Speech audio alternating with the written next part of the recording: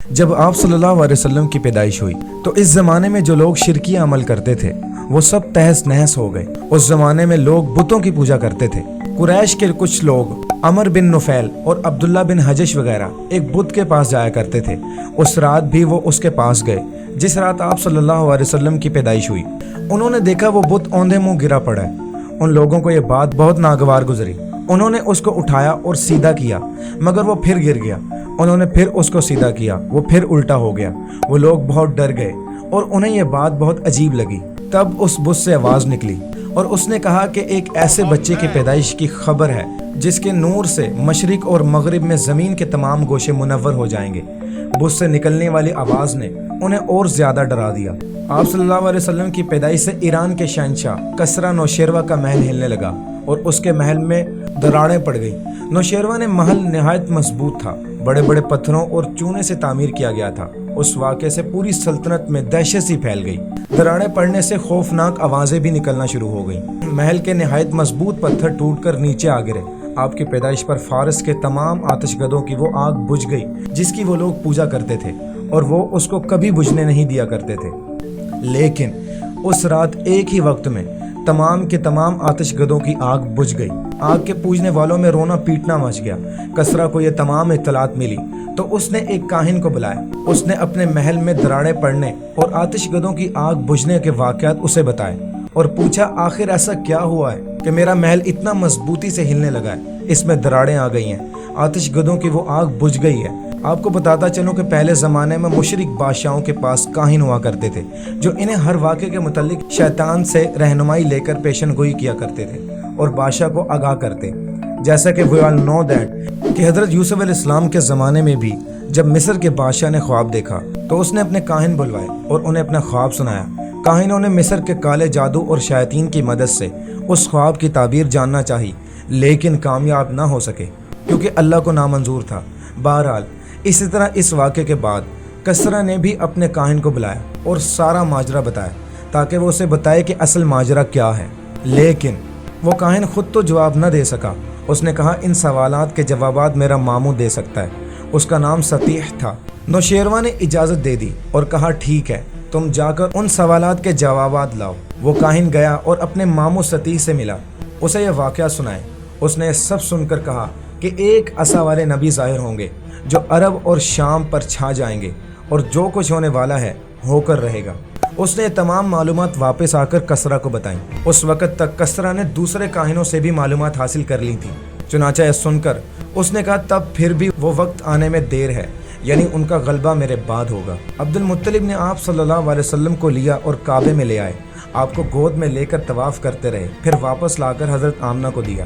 عرب کا ایک دستور تھا کہ جب بچہ پیدا ہوتا تھا تو اس بچے کو ایک برتن میں ڈھانپ دیا جاتا تھا۔ جب آپ صلی اللہ علیہ وسلم کو ایک برتن میں ڈھانپا گیا تو وہ برتن ٹوٹ کر آپ کے اوپر سے ہٹ گیا۔ اسی موقع پر شیطان چیخا۔ بہت سی روایت میں آتا ہے کہ شیطان صرف 4 مرتبہ چیخا ہے۔ پہلی بار اس وقت جب اللہ تعالیٰ نے اسے ملعون ٹھہرایا، دوسری بار اس وقت جب اسے زمین پر اتار دیا گیا، اور تیسری بار اس وقت چیخا جب حضرت صلی اللہ علیہ وسلم کی پیدائش ہوئی، اور چوتھی مرتبہ اس وقت جب نبی کریم صلی اللہ علیہ وسلم پر سورہ فاتحہ نازل ہوئی۔ حضرت حسان بن ثابت رضی اللہ تعالیٰ عنہ کہتے ہیں کہ میں 8 سال کا تھا، جو کچھ دیکھتا اور سنتا تھا اس کو سمجھتا تھا۔ ایک صبح میں نے یثرب یعنی مدینہ منورہ میں ایک یہودی کو دیکھا۔ وہ ایک اونچے ٹیلے پر چڑھ کر چلا رہا تھا۔ لوگ اس یہودی کے گرد جمع ہو گئے اور بولے کیا بات ہے، کیوں چیخ رہے ہو؟ یہودی نے جواب دیا احمد کا ستارہ طلوع ہو گیا ہے اور وہ آج رات پیدا ہو گئے ہیں۔ حضرت حسان بن ثابت رضی اللہ تعالیٰ عنہ بعد میں 60 سال کی عمر میں مسلمان ہوئے تھے۔ 120 سال کی عمر میں انہوں نے وفات پائی۔ انہیں شاعر رسول بھی کہا جاتا تھا، یعنی آپ صلی اللہ علیہ وسلم کی تعریف اشعار میں کیا کرتے تھے اور غزوات میں اپنے اشعار سے مسلمانوں کا جذبہ بڑھاتے تھے۔ یہ ساری پیشن گوئیاں لوگوں نے اپنے نبیوں سے سنی ہوئی تھی، یہ اپنے سے گھڑی بالکل نہیں ہے۔ حضرت کعب اخبار رضی اللہ تعالیٰ عنہ فرماتے ہیں کہ میں نے تورات میں پڑھا تھا کہ اللہ تعالیٰ نے حضرت موسیٰ علیہ السلام کو آپ صلی اللہ علیہ وسلم کی ولادت کی خبر دے دی تھی، اور حضرت موسیٰ علیہ السلام نے اپنے قوم بنی اسرائیل کو اس کی اطلاع دی تھی۔ اس سلسلے میں انہوں نے فرمایا تھا تمہارے نزدیک جو مشہور چمکدار ستارہ ہے جب وہ حرکت میں آئے گا اور اپنی جگہ سے ہٹنا شروع کرے گا تو وہی وقت رسول اللہ صلی اللہ علیہ وسلم کی پیدائش کا ہوگا۔ یہ خبر بنی اسرائیل کے علماء ایک دوسرے کو دیتے چلے آئے تھے اور اس طرح بنی اسرائیل کو بھی حضور صلی اللہ علیہ وسلم کی ولادت کا وقت یعنی اس کی علامت معلوم تھی۔ حضرت عائشہ رضی اللہ تعالیٰ عنہ سے روایت ہے کہ ایک یہودی عالم مکہ میں رہتا تھا۔ جب وہ رات آئی جس میں آپ صلی اللہ علیہ وسلم پیدا ہوئے تو وہ قریش کی ایک مجلس میں بیٹھا تھا۔ اس نے کہا، کیا تمہارے ہاں آج کوئی بچہ پیدا ہوا ہے؟ لوگوں نے کہا، ہمیں تو معلوم نہیں۔ اس پر اس یہودی نے کہا، میں جو کچھ کہوں گا اسے اچھی طرح سن لو۔